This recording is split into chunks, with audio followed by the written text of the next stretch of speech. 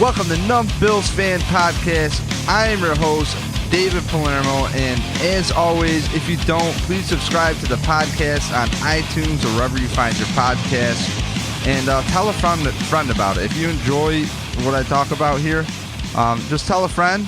Try to be accurate. We do our thing, and have great guests. I have Kevin Massare on the line, and we're going to get into the playoff drought being finally over. I mean, can you believe it? I was accused from my new wife that I didn't even cry at her wedding. And it's like, no, I did. I had to wait to get down to the chairs, and then I really bawled. And I did. I won't lie to you. Try to be honest here. But I just couldn't believe it. And I've kept on crying when I watch these player videos. And you know, you think about the players like Kyle Williams and Eric Wood and the forgotten ones like Fred Jackson and maybe even a Steve Johnson, people who actually tried to put Buffalo on the map and get some kind of respect. And because for a while there, Dick Duran unfortunately brought some very sterile football. And Perry Fuel was like the highlight to me of Dick Duran football. And, so along the way through this podcast journey, it started out with me in my underwear, sitting on my bed and talking into the MacBook without a mic. And that's how I did my first one, because my boy Anthony Hayward, and shout out to Paul, if you know Paul, a.k.a. Sloth, We Carry Paul. We've had him on the podcast. They had this rap group called Neon King Kong, and I know they rapped into their MacBook, and somehow it sounded all right, and I'm like, get the hell out of here. So I just did it, and had a logo that Dave Larson took a picture of me eating a hot dog, and it was almost just the purpose of it was to kind of go against the dark side. I feel there's a lot of dark media out there on the Bills over the years, and there's got to be some kind of light brought to the table. And I think there's a lot of conversations audio-wise that were not happening and needed to be heard. And, I mean, the concept for this podcast came from that, which is let's try to interject not necessarily positivity, but be objective. Every year is a new year, and as much as this year I've shredded coaches, it's because I want to see players being used. And we'll dive into that with Kevin Massare in a second here. But really, I just want to take a minute here just to give a personal shout out to everybody who's been a fan to the Bills and blogged and done whatever it's taken to especially put something objective out there, a more objective narrative. Like, hey, maybe it's not always the players. Hey, maybe it's not always the coaches. Maybe the GM is handcuffed. Maybe a marketing guy is in the way or not. At least let's have that discussion. And thanks to the Bills fans and social media actually blowing up where players are accessed even easier, it's great to see startups come and go from blogs and inspiring other things. And next thing you know, I go from my underwear onto the sidelines thanks to Eric Turner at Cover One for working himself really hard and believing me off the jump. And that means the world to me, that to actually have somebody I respect highly. I mean, to go on a website that you have no problems with, you know how to navigate very easily, and the video edits are not annoying and the music doesn't suck. Come on, cover1.net, I've always hyped it, and I really stand behind it. There's a reason for it. The content is second to none, and what he's done with Grandstand Sports Network, who we're brought to you by, and got on the sidelines of training camp, I mean, that's a big deal to me. Maybe I mentioned it a bunch, but I've always looked at myself like the dude who plays music and got into sports to get my mind off of playing music, because then I obsess over it, and then I kind of disappoint myself. So, like, let's follow the Bills again. And got really heavy into it during the Duran years, had a bunch of years off from going to shows and stuff like that. Really didn't care much about football as much as I used to, but I've always maintained playing Madden, so I've kept up on rosters and really what's going on generally. But as far as like dissecting coaching staffs, 10 years ago I was on job sites with the guy Tom McKillie, and that guy we've had on the podcast, and discussions were, and that was like the last year of Dick Duran, or last 2 years of Dick Duran, and the discussions were always, man, the team isn't that bad, only if they had a quarterback that just didn't check down. Man, the team isn't that bad, only if they did this, they did that. And, the Bills can't get any players, and that stigma was true. But then you see a guy like Chan Gailey come in, and you see the offense put up points with guys we've never heard of, it set off this trend of Bills Mafia, Nick Barnett, and all that stuff, and Del Reed coining it. Or I don't think Del Reed. There's a whole backstory. I'll get Del Reed on the podcast. I saw him at training camp. We meant to link up. But really, I think the Bills has always been like a grassroots movement kind of thing. And it's brought to you by the fans. And without the fans, I don't think you can really support the team. So for me personally, it's a huge deal to go from reading comments and being a commenter on little message boards, trying to be a part of I believe is more of a movement of like, let's get to the bottom of this. Are the Bills really that bad, or what's going on? And I would just be really ridden to interjecting conversations with other fans and dissecting everything from top to bottom. And it doesn't take much, I think, to really help teams out. And what I mean by that is the fan base, the players love the fans. And if you're from Western New York, it's very hard to get up and shovel your driveway. I mean, I'm in Rochester, and I swear to you, I thought I was going to drop dead rolling my garbage can to the end of my driveway. And then I had to bring my other garbage can to the end of my driveway because I decided to clean out my basement. Well, great timing, Dave. And anyways, so what I'm getting at here is it's hard to be up here. And I really cannot stand the fact that Buffalo gets a bad rap when it's one of 32 teams of playing. So if we can make it easier for the players, what I would like to do is, interject, hey, nice play out there. That was great. Not tag him and say he sucks while you out at the bar or be a doucheroo. There's no point in that. But you got guys, again, like Eric Turner at Cover One. What's he do? He makes videos of players. He breaks them down. And they end up really liking it and get in contact with him and hit him up. Hey, man, thanks for that. They show him the love that he deserves. And I think through that, it's taken the load from the fans, have helped taking the load and the pressure off the players, I at least hope. Because some players like Steve Johnson came into the city and they embraced Buffalo. Fitzmagic too. Fred Jackson, Aaron Williams. I just wish we had all those guys, to be here this season, and I just think it would be just incredible, I want to see those guys do well, and Kevin and I are going to, in their lives, and Kevin and I are going to dive into that. But really, this podcast will be about the drought, about the fans, and essentially, where do we go from here as Bills fans, So, shout out to the Bills, the coaching staff, the owners, right out the bat from myself, David Palermo, because I'm that important. I'll tell you who it is again. And behalf of Numb Bills Fan Podcast and numbbillsfan.com, thanks for pulling it together and making it happen. But I hope overall we all learned a valuable lesson that it really isn't that bad.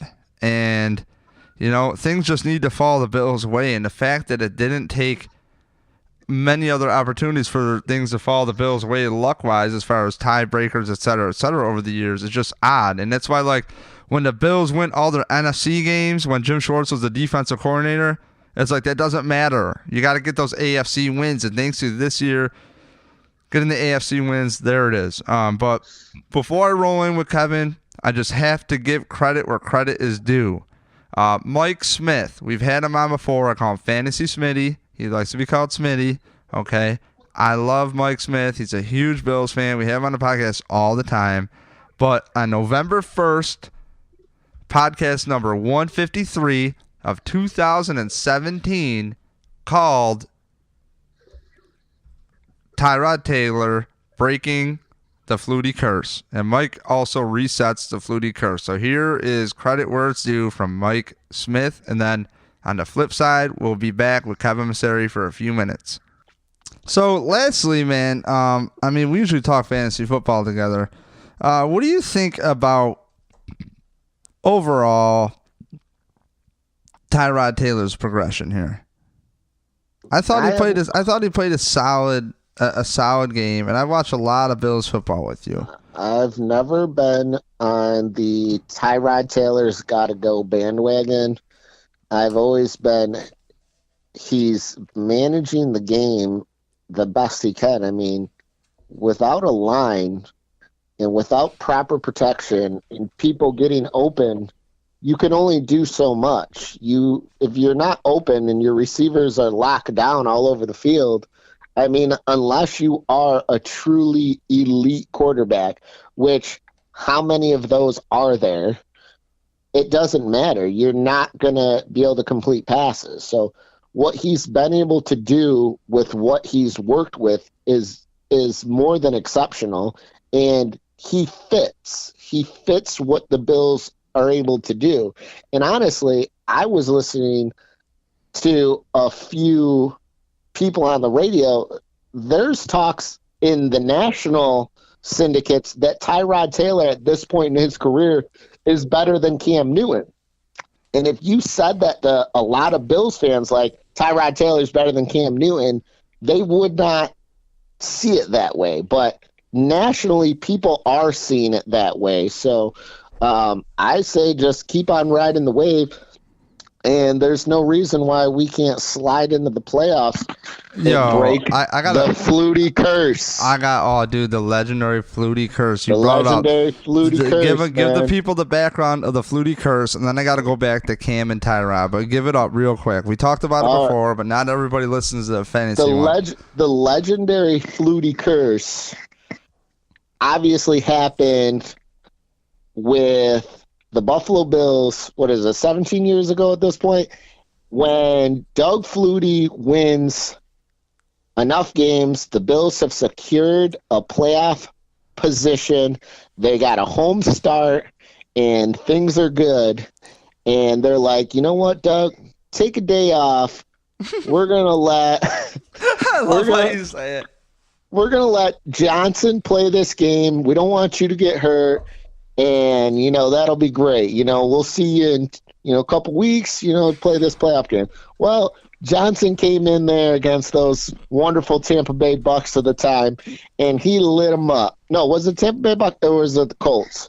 You know what? I can't remember who he played, but it was one of those, either the Bucks or the Colts. Lit them up, went off, and then like, oh, my God, this is the guy we signed. He's amazing. Let's play him in this playoff game.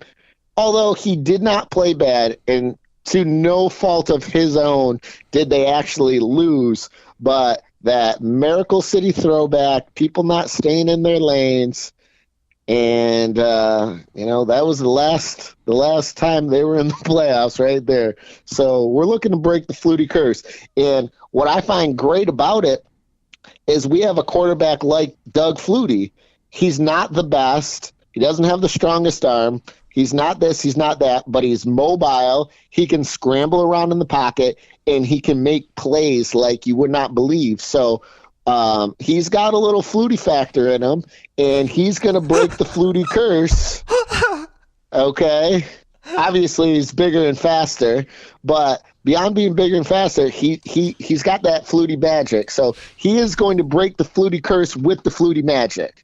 Okay? T-Mobile's going to get it done for us this year. All right, well, I played that earlier for Kevin Massare, who is now on the line, and I wanted to just grab Kevin for a few minutes. Had some technical difficulties, but I'm sure I'll grab him on for a playoff preview. So, Kevin, real quick, Drought's over, man. How did you react, and what did you feel?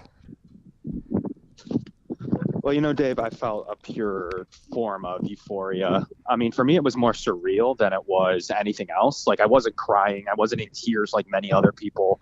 For me, Dave, it was a more euphoric feeling of like, wow, that's surreal. As much as I've always done the playoff scenarios, most people follow me for playoff scenarios, to actually see one of them unfold at the end when I didn't really think it would happen. It kind of was more of just a shocking, surreal feeling for me personally. Now, where were you last time where were you when this all went down? Andy Dalton throws that pass. I was crying. I couldn't believe it. My wife goes, "Why are you screeching so high?" Like, and then I just started crying on the couch. And she came over and held me. Just say my wife. My wife came and held me, and then I couldn't believe it. So I mean, I just felt so good for Kyle Williams, Eric Wood, the players, the stigma of Buffalo sucking. I mean, Sean McDermott took a risk coming here. He's a well sought after coach. I've given him some flack, but they made the right adjustments during the game. I thought you and I have been calling for just, hey man, just use the players how they should be used, and they did for the most part. Tolbert looked good. Like, Yep. And all we've been asked for was just use them. So, I mean, all the play, everything, like your whole sandwich of emotions of being a kid, like, how did you come out with it looking forward towards the playoffs? I mean, give me a minute here. Like, what do you got? Yeah, I mean, I was glad to see that game. I actually was not happy about the second half of that game at all. I thought they once again, although had a really great first half and performance, they shelled up, ran the ball. Mike Tolbert played fine. I still didn't like the lack of aggression to end the game. There's times when the cover 2 zone kills me, and in games when you're winning, those are the times when it kills me the most.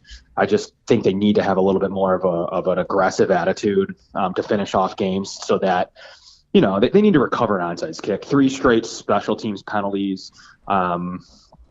Outside of that, though, Dave, I was still very happy. I pretty much was watching the Tennessee-Baltimore game. I was streaming that, Cincinnati-Baltimore game.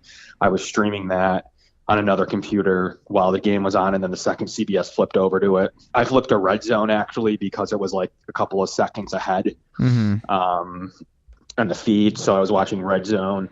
And you just kind of see 4th and 12 Andy Dalton, who looked awful in the second half. Really, he did. Just literally made one throw. I mean, that was all we needed. His defense played pretty well in the first half and played like terrible in the second half. So for me, it was a euphoric feeling. I was in my living room streaming multiple games, looking at scenarios, and just for it all to come together in the fourth quarter just made it crazy, Dave. Like, as compared to, let's say, Cincinnati was just blowing him out, I think it would have been way less of a feeling. Just the way it happened, I think, was just special. It'll probably never happen like that again. Yeah, I honestly immediately felt like a broke loser. And you and I were actually going to podcast yesterday, but we ended up just shooting the skinny for 40 minutes talking about the game and our emotions. And it's like, it's embarrassing as a quote-unquote man to cry, but it's like, man, it's pretty, it's a pretty special thing, for it's like, I just want to be able to analyze the Bills without having to mention the Drought or the quarterback or whatever. And it's like, it's a new season. Oh, that day is near. That day is near, Dave, where, you don't have to worry about the Drought anymore.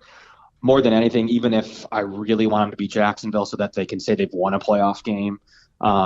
After that, like, if they go and get crushed by New England, I'm cool with it. I think don't they play Pittsburgh? No, they'd go to New England 1 versus 6. Oh, I would love that matchup. New England gets to play the lowest rated team. So if the Bills win, they automatically play New England. Yeah. I would love to see the Bills and the Patriots again. It's going to come down to who's reffing the game. Don't give a shit. I just want to see Brady possibly have a chance to get his face clobbered in. Credit to Tyrod Taylor for doing a Brady-esque play of throwing the ball 40 yards, kind of not catchable, sort of catchable.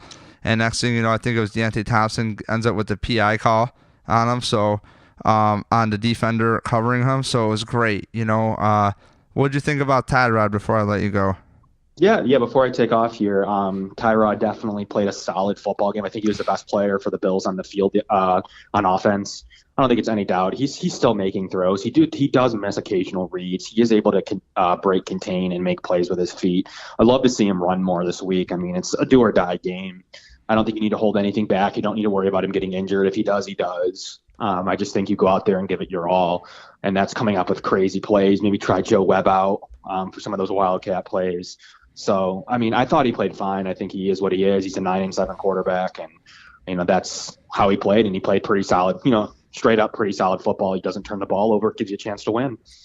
Any update on Shady McCoy? Last I checked, some people think it's not that bad. I don't know, man. I don't know what to think.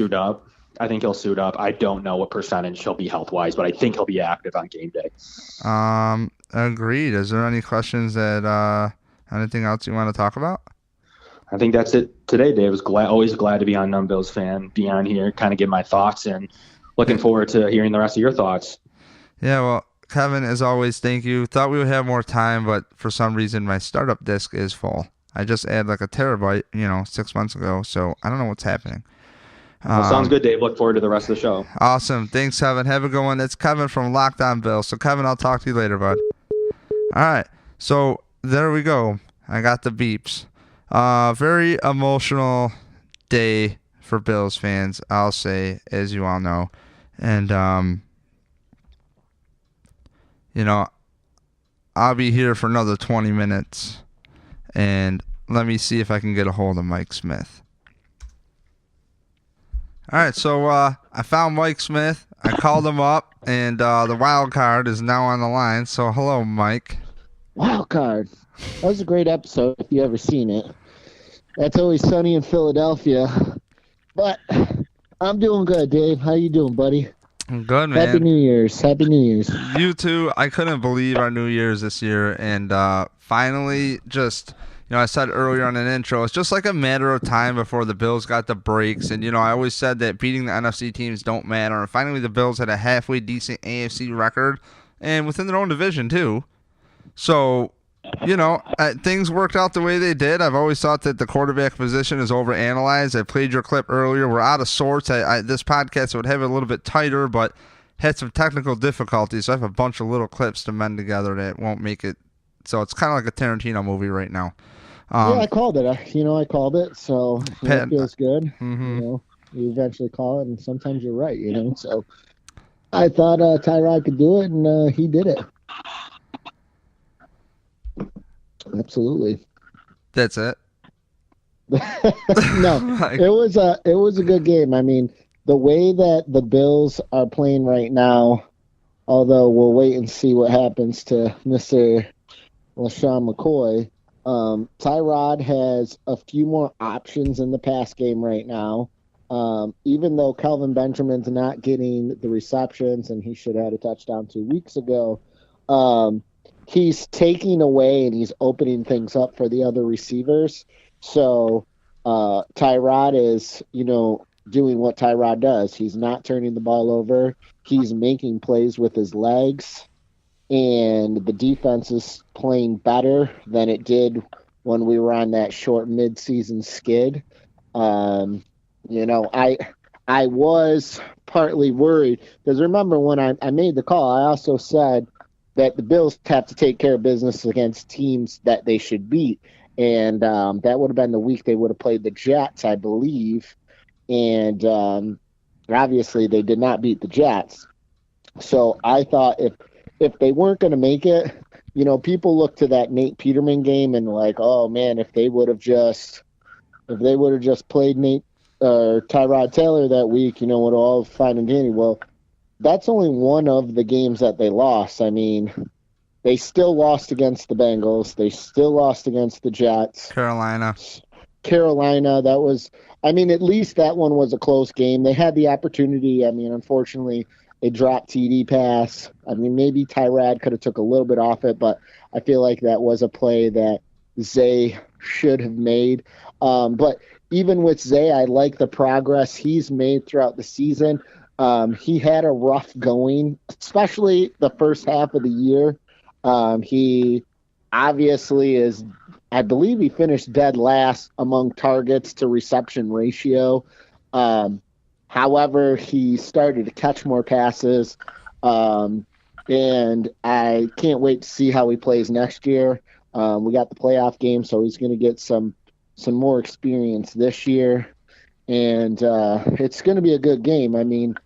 Right now the Jaguars are not playing their best football, and on top of that, they're not a very good team at stopping the run, and I know that Marone is going to try to key in on Tyrod Taylor. So if they're keying in on Tyrod Taylor with a player, that's one less player that they can use to protect everybody else. And that's another thing Tyrod Taylor does for the team. People don't think about it, but if you have to leave somebody in to get the quarterback at all times, that's one less defender, trying to pick the ball off. So He may not have the room to maneuver and make plays. I know he's going to make some just because he's insanely athletic and he can do that, but it's not going to be easy going because I do have a feeling they're going to spy him pretty much all game. However, it's going to make it so, he has more options to pass. I project to see a lot of underneath crossing routes this weekend. I would still like to see some screens, but again, they haven't really been jumping on the screen wagon all too much this year. But it's the playoffs. I mean, when you start to advance and you start to get to the next level of football, you now need to do some things that you maybe haven't done all season. You do what works, but you also throw in some wrinkles. So it should be a great game on Sunday. Okay. So you got a little mic noise back there, Michael. But yeah, I had to blow my nose. It's okay. So I kind of look at it the same way as I think it's actually easy for the Bills to game plan for this game because if you can just stop the run, I think this is a game where you sell out for the run. And when people talk about playing the Bills, well, they can't throw the ball, so they're going to make Tyrod throw the ball. Okay, well, they can't throw the ball, so I'm willing to take E.J. Gaines, by the way. What a beast. What a phenomenal player. Super smart football player. And him and Trey White, I will take them in this defense for what they're asked to do over a lot of other corners around the league. Probably a top 5 pair, I would say. Like, if you really think about it, man. Like, game time, situational football opportunities when those two step up. Oh, wow. And Micah Hyde and Jordan Poyer, they are just in sync. That whole secondary, Mike, is just absolutely disgusting. And as a guy who I've thrown many interceptions to in the secondary, I know you understand that as far as Madden play. They're working together. They're where they need to be on the field. And if you're where you need to be on the field, you can make plays. Like, the first thing you got to do, you have to be where you need to be. The second thing, you have to come down and make those plays. I mean, you watch it every week. You see defensive backs drop interceptions all the time, but you can't get that opportunity unless you're where you need to be. And they're playing really well together. Although the line's not getting sacks and stuff, I feel like they are creating a little bit of pressure situation. So it's not like they're completely not having any effect on the quarterback. And to your point, obviously they're going to try to run, and they're going to probably try to run often on us this weekend. So if we put an extra man in the box, I too am in the neighborhood of thinking, hey, put it into Bortles' hands and make him beat you, because he is known to turn over the ball, and turnovers leads to momentum. Momentum can lead to points, and once you get the train moving, it's hard to stop. So if they can, they're not going to be able to stop the run. They're not. I mean, the Bills' defensive run stop is not where it was the first half of the year, and I don't think that trading Darius had much to do with it. It had probably some, because he still, regardless of the numbers he was putting up on the field, when he was on the field, he was taking 2 defenders, and that in its own right is effective against anything, because it takes more, and that frees up another player on your team. So we don't have that player in the middle, but this is Kyle Williams' first playoff game, so I imagine he's going to be jacked, and the motor's going to be going all day long. So we're going to have to contain the run as best we can, put them into 3rd and long situations, and then just do what we've been doing all season. Man, zone, disguising some of our plays, and making plays. Like this weekend, I mean, they have to make plays, and I definitely think that they can come out with not only their first playoff appearance in 17 years, but their first win. And I don't even know when the last time they had a win, because I believe the last time they had a win wasn't the year prior when they made the playoffs, but I can't, that's not for certain. I'm not sure when the Bills won their last playoff game, but they had the opportunity, and not just to win next weekend, but to win the following weekend. I mean, now that you're in the playoffs, anything can happen. A fumble, an interception, you can create points on special teams. So many things can happen, and you know this is any team can win on any given Sunday. You know what team this reminds me of, Mike? This reminds me of the Giants. You know, Coughlin's about to get fired allegedly. And you and I and a bunch of other people are just like bashing our heads in like, okay, like, yo, we like the head coach, but the way these players, this bend don't break defense sometimes freaking is like the Hoover Dam breaking, and other games it's not. And, you know, we're all stressed out because we have to overanalyze everything. I got to do something here. And I'm one to really give the coaches patience. You know that. You and I have been really tight with Bill's stuff. And it's like, here we are seeing Tolbert not being used, and then bam, last game of the season. Dude is used correctly. Dude is productive. And that's what I saw in training camp on the Bills' good bend don't break defense. But it's like, I feel just like you were saying, man, that's a very winnable game. If you can just focus in on stopping the run. If there is one stadium to play in besides Miami for Bills fans, it's actually probably good that they don't play a playoff game in Miami because they actually have some old heads that would show up, you know? So it's like actually nice that they're playing in Jacksonville that doesn't have much history of winning at all. I mean, since Coughlin. So it's like, you know, you had some nice players over there.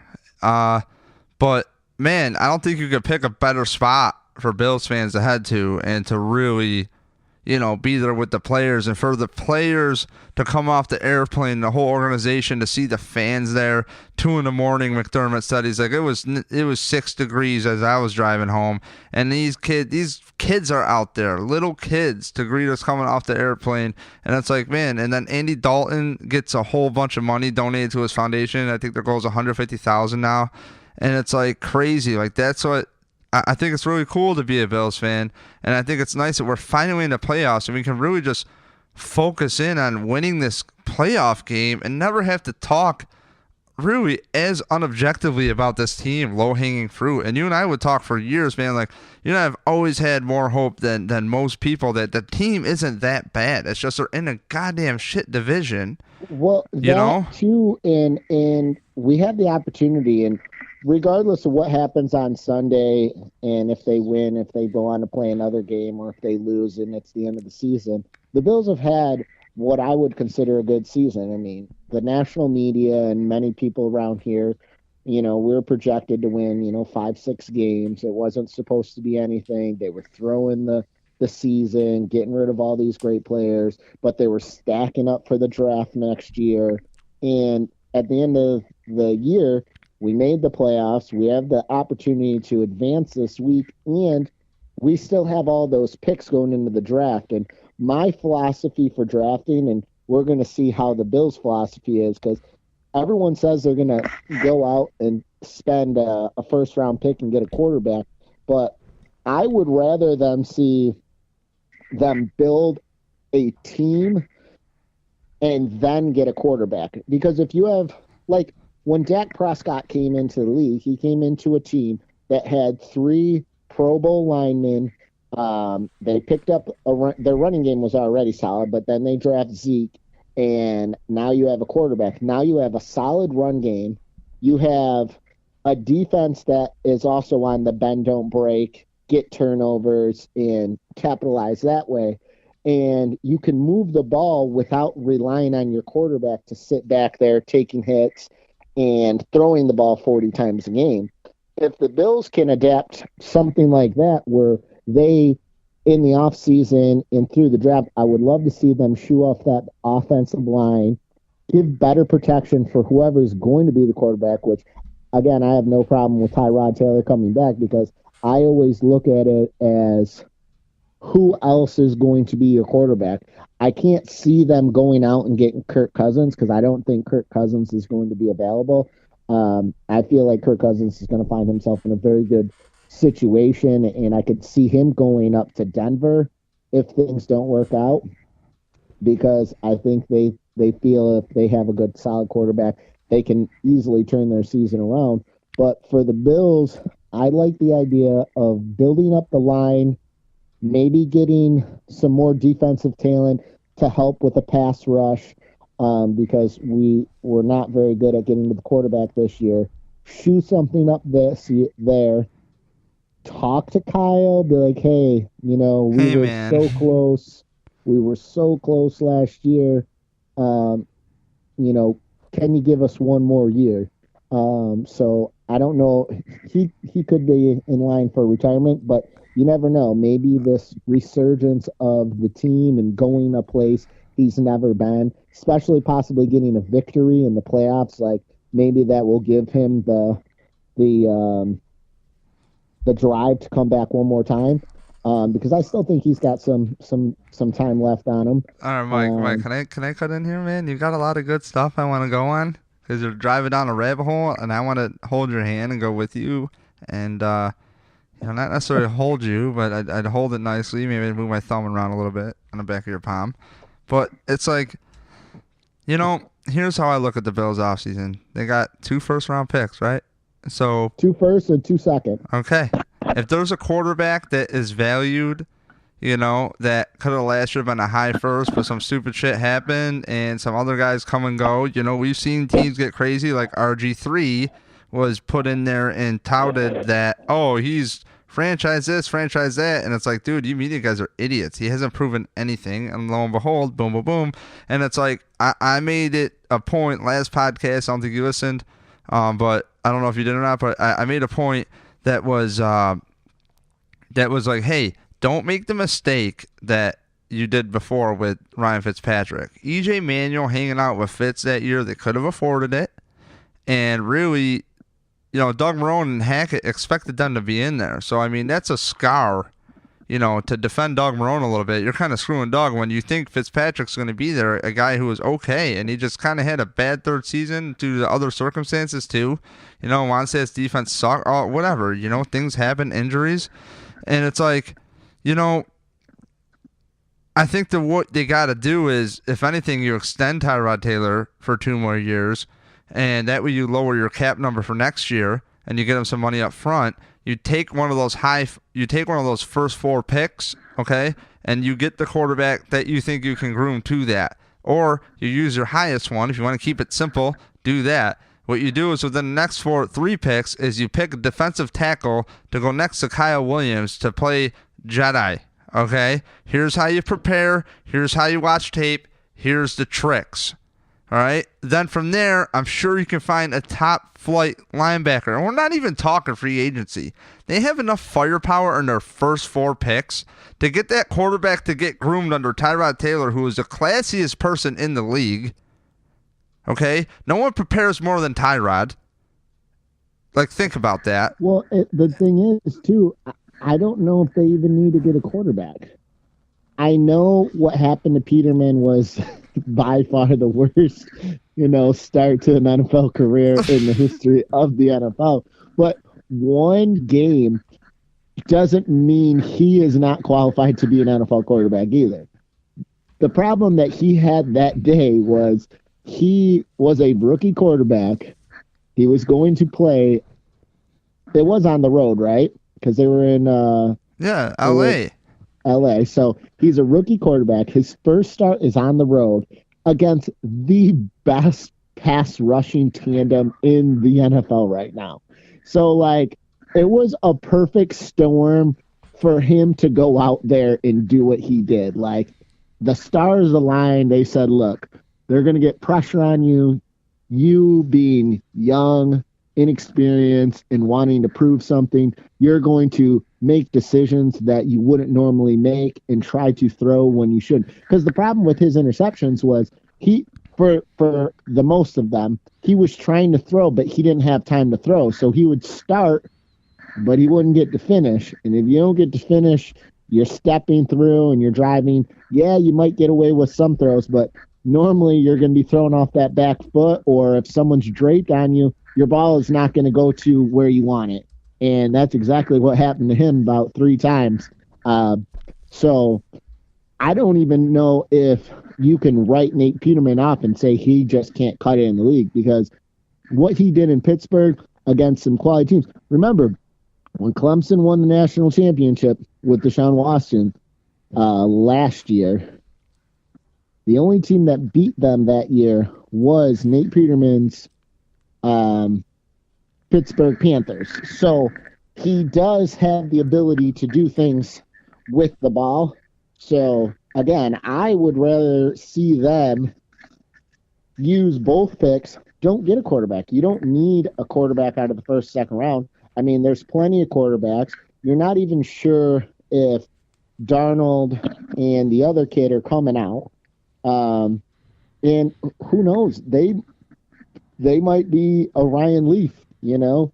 You don't know what kind of football player somebody is until I don't know, man. Ruben Brown brought up a great point on the John Murphy show, I think, over the summer and maybe around draft time. And he goes, do you think Ryan Leaf really sucked that bad, or was it the coaches around him? You know what I'm saying? And it's like, get out of here. You know what I mean? Like that dude, Mike, there is definitely a point to that. We've seen it in Buffalo. These players get ruined. Well, that's the thing. You get ruined, and if they draft somebody, but if you don't address the needs on offense, like Tyrod Taylor, the good thing about him as our quarterback right now, we have a terrible line. Can you imagine if we had a quarterback like Eli Manning right now, or maybe like Phillip Rivers or something? They wouldn't be able to get away from the amount of pass defenders or defensive linemen or linebackers that Tyrod does every single game. The sack numbers in Buffalo would be way up. So you need to fix those things. And then who knows, by the time you fix those things, you might come to the conclusion that although Tyrod Taylor is not Aaron Rodgers-esque, Tom Brady-esque, you might say, hey, he's like a Cam Newton. He's like a quarterback who's mobile, maybe not the most accurate of passer, but what he lacks here in that particular aspect of the game, he picks up in these other aspects of the game, because it's a balancing act. You're not going to be the best at every individual thing, but if you're great at a few things, you can make up where you lack. So if they can shoe up that, what I do imagine they're going to do, LaShawn McCoy is obviously getting aged. The running back draft class is phenomenal. So I could see with one of those first 4 picks picking up a running back. Obviously, he wouldn't, knock LaShawn McCoy out, but he will be there, as a passing of the torch, because he doesn't have, too much time left. They got to find a Luke Kuechly in this draft, like right out the gate. You know what I mean? If you're not going quarterback, you got to get that middle linebacker for this defense. That dude who is lateral speed and wise between the ears. I don't care where he comes from. You know what I mean? Because I've seen a lot of SEC linebackers come in and not be so good. So it's like, a lot of guys get hyped and then they're not used correctly or something stupid. And but dude, it's weird, man. We got free agency coming up. There's some good guys coming up. But dude, I want to go back a little bit more towards what did you feel like when this drought was like over? Like, what were you doing? Set the scene, because I really want to go back to that. Because this is the Drought podcast, not the Draft podcast, and like you heard it here first. We'll have a Mike Smith draft series. Okay. I just want to tell you that I was at my mom's because we were there. We were going to celebrate the New Year, so we got there to watch the game, and we had pizza and wings and all these other wonderful treats that were out. And so I'm sitting at the couch in my mom's living room. She's got a 75-inch screen, huge screen, just watching the game. And then, the Bills are in a position at this point where they can lose the game. I'm like, all right, we got this. We're going to be fine. So then after the Bills win, I'm like, yeah, all right. So there's one stop. And now the Bengals are, at this point, it's what, 20 to 17, right? Yeah. And I'm like, okay, all right, so let's go Bengals, play some defense. And then they scored, and I'm just like, ah. So after the score, now I'm like, okay, our playoff hopes are in the hands of Andy Dalton. And you're thinking, that's not the best safe set of hands. This is not Aaron Rodgers or Tom Brady where you're just like, oh, comeback kid here. No, we have Andy Dalton. And I'm like, okay. I'm like, let's do it, Andy. And now you have this massive amount of people, myself, everybody in the room, everybody in Buffalo, all the Bills fans. We're all watching Andy Dalton. And we're like, come on, Andy. And then he throws that pick, and then you're just like, ah. And then the flag comes out, and you're like, yes. Okay, so we got another opportunity. We're good. And then we're driving. We're like, okay, we're making it. We're moving the ball. And then it starts to stall out, and now it's 4th and 12, and now it's looking real glim, bleak, if you will. And I'm like, okay, come on, Andy, come on. And then I see him, and then the play starts, and I'm like, man, he's got a ton of time. They didn't decide to rush the pass. I'm like, this is great. And then as soon as he stepped up, I just knew he was going to complete a pass because I'm like, with all the amount of time, the play had so much time to develop. And then he hits Tyler Boyd, and then he breaks those 2 tackles because they did weak one-arm tackles on the back end, and he just races to the end zone. Now, those were not playoff caliber tackles. Let me tell you, those were not. Weren't. I want to go to the playoffs. This is going on my coach here tackles. They were not. They were not selling out. They were not doing anything. Now, I was sitting down on a chair, and I had plenty of drinks. So I didn't exactly get up or jump or do anything crazy. I kind of did like a Tiger Woods fist bump. I'm like, yes, because at this point the game's not over. There's still because they scored at that point relatively quick. I think there was a minute left or so, and it was a 3-point game. I'm like, no, there was 21 seconds left or something. Was there 21 seconds? Dude, there was not much time at all. I thought there was 50 seconds. No. But in any case, I was just like, the game's not over. So I did a fist bump. I celebrated. And then, they did the kickoff, and then they were able to stop him a few times. And then, then we jumped up. We're like, yes, the drought's over. And we were all excited. We had a shot to celebrate the moment. Along with all the other drinks we had done throughout the course of the day. And it was a good time. I mean, it was nice to see. It was, beyond just the Bengals winning the game for us, because I had a feeling going into the weekend, I go, look, we have a couple scenarios to get into the playoffs. I believe that one of those scenarios can come through. It's just, are we going to win the game? Because we've been in the position where we could have made the playoffs before, and on our own accord, we just lose games, So I didn't want the Bills to go into that game and, do what the Bills do and, throw up a big egg and everyone's like, Bills suck again. But they did what they had to do. And then the Bengals at home, for their coach, for their quarterback, they came together and played. Because, the Bengals are not a bad team. They've been to the playoffs. They played in Baltimore. They played in Baltimore, though. So, well, you got to figure they also lost. The Bengals got shut out, week 1 at home. So that was embarrassing. And you don't want a team in your division to do that to you. And it's not like they have Tom Brady they have to face. They have Joe Flacco. It was a great game, great feeling, And now I feel like our matchup is a good one. I definitely think have a legitimate shot of advancing this weekend. So I'm excited. I think that the Bills will be able to run the ball. Now, Marcel Darius, I'm sure, is going to be quite pumped for the game too, feeling like he just got discarded. But I feel like the Bills are still going to be able to run. I mean, their run defense is not that great. It will be great to have LaShawn McCoy. I don't know. He was carted off. I mean, I know the X-rays were negative. That's more of a precautionary measure. Don't even fuck with it. Yeah, again, but I'm not. Even if he doesn't play, I'm not going to be like, oh man, there goes our opportunity. It's just, again, it's just one player, and it's next man up. I know he leads the And team in receptions. He does a lot. He's a dual threat. Honestly, I thought Marcus Murphy was what we've been missing.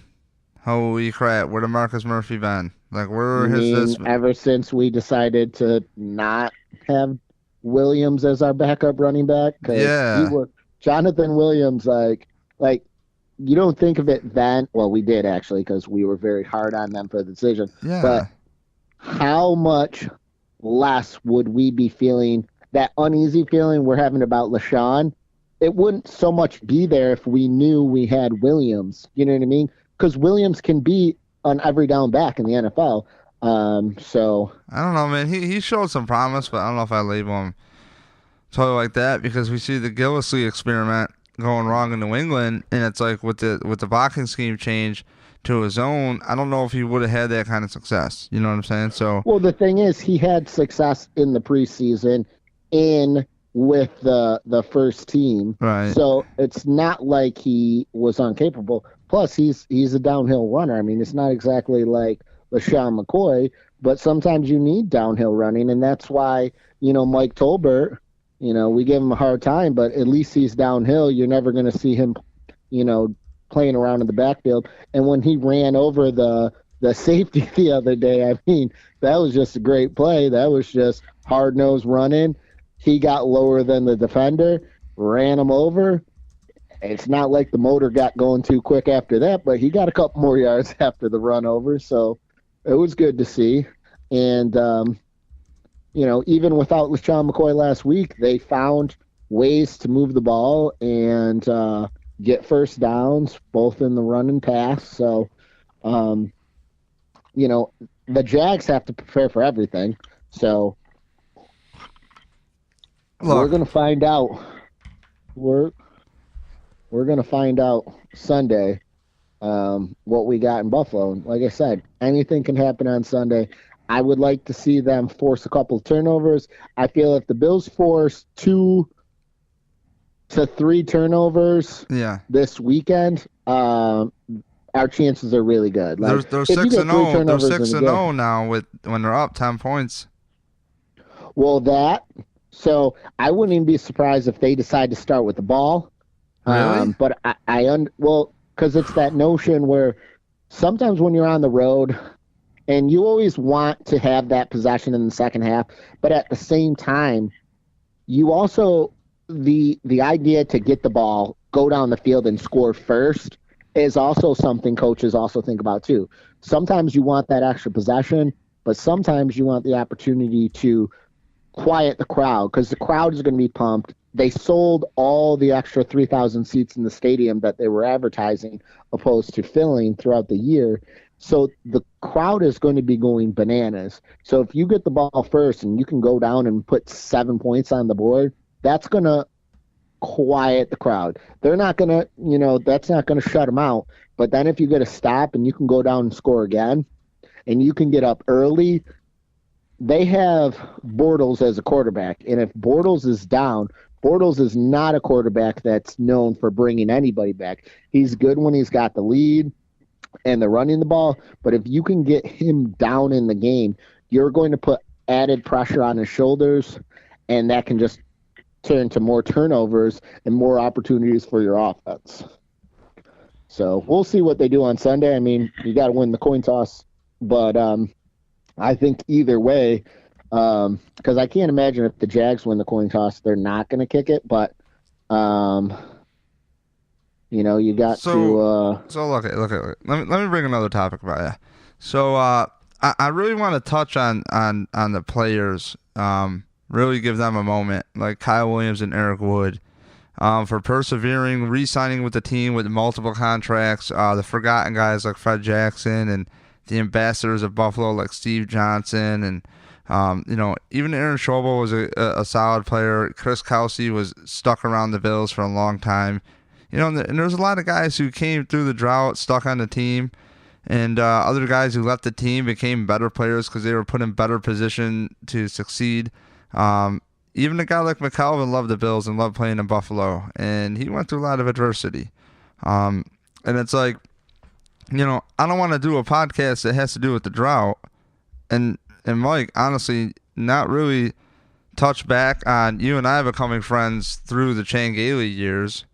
And, you know, Andy Lowry telling us, hey, they should start Fitzpatrick. He throws into double coverage. You know, game 3, Chan Gailey's first year, he took the hit for Trent Edwards not throwing the ball game 1. Game 2, they cut him after it. So, and the players found out in the locker room the next day or something. So, on the ESPN ticker, I believe. So it's like, I mean, I touched earlier on the podcast, Mike, about a lot of Bills fans, after a while with the internet now, getting more educated than most fans around the world for any sports team, because we're like, well, let's get to the bottom of this. And that kind of snowballed into this podcast now. And, you know, I hope to always talk to you on air about stuff, and really can't wait for you to do the fantasy football thing, you know. So it's like, talking about the fantasy football thing, just to let you know as an update, I have already entered 5 drafts for next season. I'm currently in the midst of 3 and actually 6. I've completed 3 drafts, and I am currently drafting in 3 drafts for next year already. So I'm gonna be amped up in the fantasy draft next year. So I can't wait to teaser. I can't wait Actually, to have that. what I want to do, we got to do. I want to do a way too early, because these are way too early draft leagues that draft. I want to do one after they do, after the combine and after the draft. Yeah, we're gonna do a draft right after that. I'll tell you what. For your podcast, okay.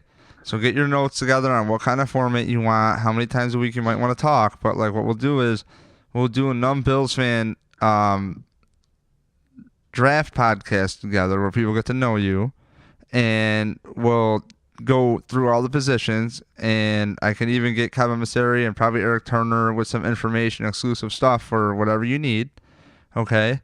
And from there, what we can do is we could do the Numb Bills fan fantasy football podcast, but have draft series on there as well, and really talk more from, you know, I always like to talk about fantasy football because, again, Andy Lowry would laugh at me because I'd be like, well, what kicker is indoor? Dude, why are you overanalyzing it? Dude, man, that's points. I believed in drafting a defense a little earlier to get the point. I don't know, stupid crap, but it doesn't, you know, you're splitting hairs sometimes, but, like, you got to know why or you're not. But I'll tell you what, get that podcast going, and what we could do is we can have an interactive, everybody does a draft, and we could maybe do a 10-team easily league. We'll do ourselves. We'll do a 10-team best ball draft after the draft. It'll be fun. It doesn't have to be for a lot of money. We'll do like $50 or something. And the one thing I do like about best ball is you draft more players, but you don't have to do any managing. You draft your team, and whatever happens, it's all point based. There's no head-to-head matchups. You don't have to adjust your roster. You don't have to wonder about the matchups. You get the best player at that position week in, week out. And I did champion 2 teams this year. So, you know. Well, there you have it. So, Mike, back on track what we're talking about. So there's the Mike Smith brought to you by On the Fly Advertising. For 3 minutes. Yeah, draft. We got you covered here this year. So give us a call. You know, we work something out. I'll give Mike's number out on air right now. Yeah, let's not do that. I don't want. Oh, you don't want to connect with your fans, Mike? You're not even going to connect with your fans, Mike? Okay, but, yeah. So look at man, look at dude, look. So we both fall in love with this team, okay? I got into sports because you knew me, man. I was dealing with band stuff, and I have a problem with everybody, so like I can't work with people all the time. So, you know, I really got back into playing Madden and football, and you know, figure out like what techniques are for defensive tackles and, you know, defensive ends, all sorts of like stupid football nuances. But, you know, really through picking your brain over the years too, and it's like here we are, and you know, these players are still around, like Kyle Williams and Eric Wood, and recently Fred Jackson and Aaron Williams. that was the best part of the Bills' win last weekend when they put Kyle Williams in the fullback spot and they let him run it in like the refrigerator Perry, and he got his first score of the year. And it's great that they, like, the 1 year he gets his touchdown, all the years he's been in the league, they open up the rules for celebration and they allow people to celebrate, because I don't know when they choreographed that, but that was clearly choreographed. It was a great touchdown celebration. So it was great to watch him be able to score. The only thing I was surprised, like, if I was Kyle Williams, I would have kept that ball. You know how, like, players always run off with the ball? He didn't run off with the ball. Like he should have kept the ball. That would have been his own touchdown. That's his only touchdown ever. I want the Bills to sign Landry. Like, no joke. I want that dude on the Bills so bad. Like, who? Landry from the Dolphins. Oh, Jarvis Landry? Yeah. Wide receiver Jarvis Landry? Yeah, I want him on the Bills so bad. Oh, well. I know it's a hard sell right now, but have like, to be some bygones be bygones, you right? know, but like Takeo Spikes was a hard sell, but that worked out pretty good for Bills fans. They didn't care. They would have to let bygones be bygones, but honestly, I wouldn't mind him being on the team either. It's just I don't know. I mean, that guy's gonna, command some dough on the open market. He gets it done. Do you think they so I don't even want to go far down the rabbit hole, but I want to touch base too on the Pagulas for taking a risk on the team and dealing with all this pressure that is there from before them. So shout out to them for giving Sean McDermott the resources needed. Mike, you and I have talked about the coaching staff just making simple adjustments, and it's like I felt like in this game they did. We saw some players being used, like Tolbert, as a glaring elephant in the room of conversation with Bills fans, and it's like I've been saying it the whole time, like, dude, it ain't Tolbert, man. It's the product of what he's asked to be doing, and that's ignorance, and that needs to be corrected. And the fact that it is being corrected, I love it, man. Like, it gives me hope in the staff in the playoffs because it's a clean slate. Who's in front of you? The Jaguars. And I don't mean the Jaguars just because, it's the Jaguars, but they have a lot of potential. They have a lot of first-round picks. They have a lot of talent. At the same time, they have not been playing the best football, and this Bills team is hyped the fuck up. They're getting off airplanes to seeing their fans at 2 a.m. Come on, at the airport. Well, and that was an experience not just for the fans, but for the players and the coaches. Did you see, like, not only were the fans facing cameras at the players, but the players were facing cameras right back at the fans, just as a tribute to them as well. And, like, because that must have felt good. But going to the game, you're right. They did make some adjustments. They actually played the run very well. I mean, they Drake did. only Drake had is a 75 yards. I mean, he did it at a 5-yard a clip, but they gave up a 32-yard run. But beyond that 30-yard run, they pretty much had everything bottled in. Mm-hmm. So, I mean, they had over 20 rushes. They didn't get 100 yards. So they did good in that particular aspect. So, if they can, they don't even need to improve upon that. If they can do similar things next week against the Dolphins, that's going to put the pressure on Bortles, who at this point is in a, mini skid of the season. I mean, they lost 2 weeks ago. They lost last weekend against the Titans, who are at this point are not, the Dude, they Titans. swept. The Titans swept the Jaguars. Mm-hmm. And they did it simple. Their formula, they put Leonard Fournette in check, and they made Bortles pass. So, I mean, last weekend, Fournette rushed for 70 yards. Again, their team rushed for less than 100 yards, and they weren't able to throw. Bortles throws 2 picks and went 15 to 34. So the Bills, I feel like, can do something very similar. I don't think the Tennessee Titans have any more talent than the Jaguars. So, or than the Bills rather. So I think we have like I said, a legitimate shot. I mean, matchup wise, we should be good this week, and then you never know. All you got to do is win. I mean, anything can happen at this point in the season. So I'll tell you, I think it's really, I love saying it today. I'll tell you what is, I'm really excited for the team because it's a clean slate, and Mike, we can finally weed out these idiot fans that their callback line is, well, you can't do that. You're not going to make the playoffs. And I made the case on this show that it doesn't take a super elite quarterback. It doesn't. And it's such an overanalyzed position. And it's like, look at this offensive coordinator. He is coming around. He is coming around. I mean, I can't say he is coming around. No. I got to give Dennison credit. The offense looks a lot better. It looks a lot better. The team is also executing a lot better. And it's like he's starting to adapt. They're using the players in different roles. You got to figure, especially for Dennison. So he comes in, you get a new team. Now for Tyrod Taylor, he's got new plays he's got to learn. And now not only does he have new plays, but he has to make connection with a whole new core of receivers. Robert Woods is gone. Sammy Watkins is gone. Those were his targets last year. Those were his guys. I mean, yes, he still had Clay, but Clay's been hurt, quite readily this year. And then he's got Zay Jones, who has been not so consistent, dropping passes.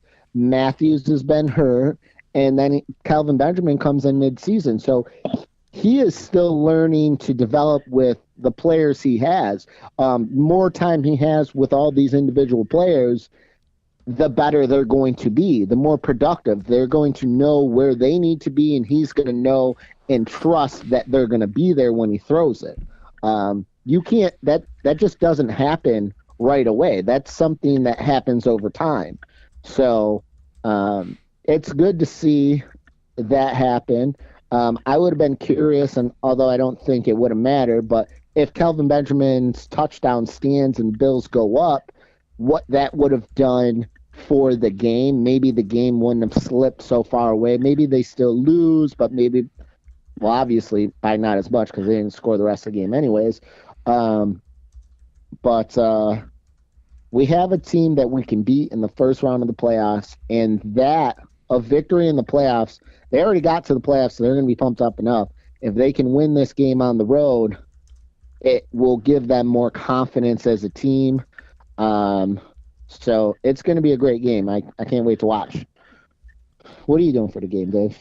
I'm not even sure yet. My friend Phil Bedoin invited me over to his place for a playoff party. Not really sure because like the last thing I want to do is watch stressful football with people I don't like that I might not know who's going to be there. So I'm really not sure yet. Well, so that's a great thing though. I was just thinking about that. When's the last time you've been able to have a Buffalo Bills playoff party? Because I remember growing up as a kid, we used to have playoff parties all the time. We'd go to my aunts or my uncles, my cousins, friend of the family, and there'd be everybody there, and we'd all watch the games together. So that's something that we all get to experience again, that we haven't for the last 17 years. Right. It's so it's one of those things where I feel like fuck it, man. I just show up and look forward to it because it's going to be amazing. It's going to be a really fun time, and I should just go and embrace it. And it's really, if there's one thing that this season has proved to me, it's it's not always about the tailgating with us. It's about like I brought you one time. It's really more about the experience driving. You know what I mean? Being there with our friends regularly and having the same conversation and finding a reason to hang around my friends that hasn't to do with other activities. It's like we go do this, we just hang out, and it's that consistency, and it's really that's what it's about, being the fan. And the fans might get some shit for throwing each other through tables, but I mean, who cares? We kind of lighten up around here, and I'm glad that people are getting thrown through tables. Don't be an idiot, but hey, whatever. So a couple necks get broken. Well, maybe some people won't go through tables. So what? You know what I mean? You can start banning hammers and nails and whatever, like who cares? At the same time, if you own the lot, like the dude does at Hammers lot, full respect if he doesn't want that going on, and if that's his rules, respect him.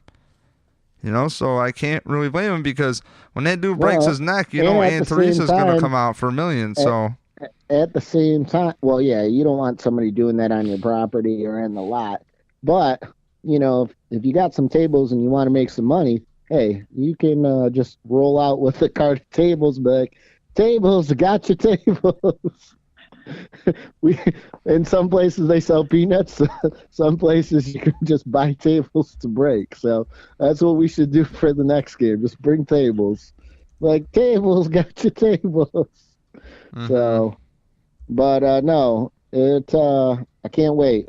I'm pumped. We got a good shot, and I think Bortles is going to be the next quarterback we're thinking. Last week it was Andy Dalton. I think next week we're going to think Blake Bortles. Maybe every week we can just thank a new quarterback, thank a quarterback from the opposite team. So, start a new trend until we get to the Super Bowl. Mike, I've had a great podcast with you. I'm going to wrap this up. So, on behalf of punchdrunksports.com, check out their podcast if you love sports. Ari Shafir, Sam Tripoli, and Jason Tebow do a podcast about sports. It's awesome. Check out Ari's Netflix special, Double Negative. It's really awesome. Sam Tripoli has a comedy album coming out soon. Also has a great podcast called Tinfoil Hat Podcast, and Jason Tebow also has Return of the Red State album up as well. So, and thank you to Grandstand Sports Network for making dreams happen, getting up to the sidelines from being a commenter and talking to the guy Mike over here playing Madden, trying to break down the Bills, and we got a chance, All right, Mike, you can, you're welcome, dude. So. Hey, thanks, guys, for having me. Dave, you have a good one, and let's go Buffalo. All right, go Bills. So, all right, take care. Go have Bills. A good one, buddy. See ya. That's been it. Take care, everybody. Thank you for tuning in to Numb Bills Fan Podcast. I'm your host, David Palermo. Lastly, just want to say the drought is over. I still can't believe it. Try to tune to sports for something, I should say, positive or to get your mind off of things. And we all know that the drought, if you're semi-logical, really wasn't as bad as it seemed, And at the same time, it's just filtering through that dumb conversation of, 17 years, no playoffs, so you can't do that. You just got to start every quarterback you ever come across. You never know what you got. Well, it doesn't work that way. So the Bills got the breaks. They won the games. They did. They learned from a lot of things. You could say a lot of things about the season. I have went up and down with the coaching staff the last few weeks especially, but we're turning the magnifying glass, at least I am, on what's going on here. And I'll say the team's playing better. And I think the team is hot when you need them to be hot. Their confidence is hot when you need them to be hot. If you talk about a season getting into the playoffs, 9-7, think the Giants when they won the Super Bowl. So it's like both those seasons, they were kind of rocky to get to the playoffs. So it's like, they got in, win the Super Bowl, and it's a new game. It's a new tournament. It's a new season. It's something that, with a critical eye, I haven't been able to break down for Buffalo Bills football. And I've never been a fan of sports this deep. I was a fan of the Orioles growing up, some Sabres hockey growing up, but I didn't really dive in a bunch. I was like the Vikings with my father. I like the Bills too, but man, it seems like the Flutie thing just set me on a path of what the hell is up with the Bills? Like the worst luck ever. I really liked Wade Phillips. I love Wade Phillips. I think that guy is an incredible person, and I wish he coached the Bills, And imagine following Marv, you still had Wade Phillips. He's not a bad dude, and I still don't think he should have been fired in Dallas. I think you're making a mistake. You ride it out. Look at Marvin Lewis. Just signed another extension with the Bengals for another 2 years. Good for him. So this team is coming together. They have fought through adversity. I have personally shredded some players, and I shouldn't even say shredded. I just called out objectively, I'll take the blame if it's due. Somebody has an example. But, I try to be objective about it, And players, you got to give them a chance to blossom. Zay Jones, fighting through so much adversity, weren't in the playoffs. He is now a dependable wide receiver in the NFL. I can depend on Zay Jones. LaShawn McCoy, just fourth leading rusher in the NFL. I mean, can you believe that? Imagine if they were rushing. LaShawn McCoy could have easily another 600 yards this season rushing if we were playing the same kind of offense we have been the last half of the year. Which, again, the offense did sputter this season, second half of a lot of the games. But, the Bills kind of held on. And the bend don't break defense, again, I was talking about the defensive line prior podcast after the Patriots game, and I thought that, they played the run extremely well against the Dolphins, and I have a lot of hope. I really have a lot of hope. I think the Bills can do it in Jacksonville, and there's no better stadium I'd rather play than Jacksonville, honestly, if I'm the Bills. Come on. Warm weather. It's going to be great. A fan base that really doesn't truly give a shit. They're just untarping seats now for the playoffs. Well, guess who's going to buy those tickets? I can't afford it. I feel like a loser because I can't make it last minute. So it'll be a great way to bookend the season, but maybe something will happen. Either way, again, shout out to all the Bills Mafia, all the Bills fans for coming together with your own content and commenting and sticking through. And hopefully everybody can merge together. Kind of how Bob Marley did. Let's all come together here and really just be nicer to each other. Let's not overanalyze everything. Because what if Tyrod Taylor gets a little publicity behind him and then you start raising your eyebrow? Well, maybe he's really not that bad. Be open-minded. Just be open-minded. And at the end of the day, everything's been overanalyzed a million times. Sean McDermott did it. And I'm so happy he did it. And he stayed on a path. He's dealt with bullets being shot at him as far as media, myself included.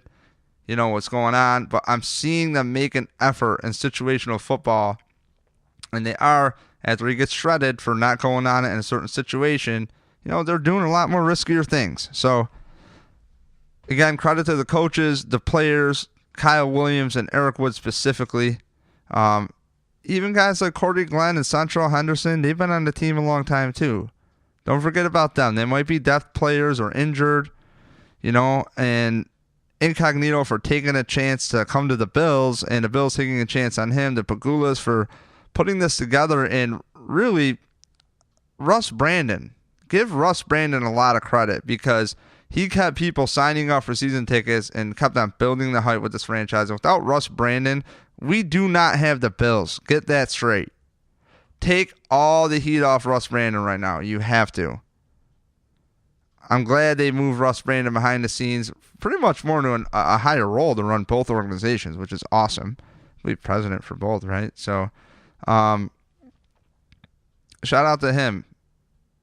And I hope Rolf Wilson is happy up there. So, I'm so glad that there's something to build off right now. And like Mike was saying earlier, let's be smart with our draft picks. Let's build around this team. The Bills have a lot of hype.